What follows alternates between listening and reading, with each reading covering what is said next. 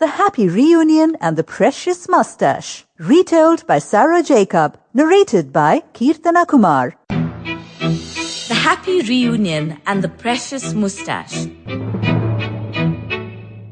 Birbal was a minister in Emperor Akbar's court. He was adored by the people, admired by the emperor, and envied by the other courtiers. Akbar and Birbal, their witty exchanges have been the source of many a humorous tale.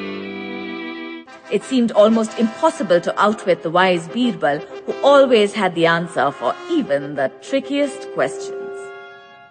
The emperor and his trusted minister shared a very deep friendship. Although it was Birbal whom the emperor approached for advice, there were times when there were arguments and disagreements between them. One day, a quarrel broke out between the two men. Birbal was very upset with the emperor and decided not to return to the palace. "I am leaving and I shall not return," he shouted as he left the palace in a fit of anger. Akbar was also in a rage. He did not take Birbal's declaration seriously and did not care to call him back. Days passed by.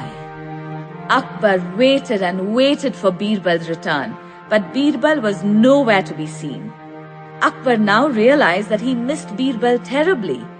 Birbal was his only true friend, and he regretted not stopping Birbal from leaving the palace. Nobody in the palace had a clue where Birbal was. So the emperor decided to send his men in search of Birbal. "Go out and look for Birbal. Do not come back until you have found him," ordered Emperor Akbar. The men went away in search of Birbal and did not return for a long time.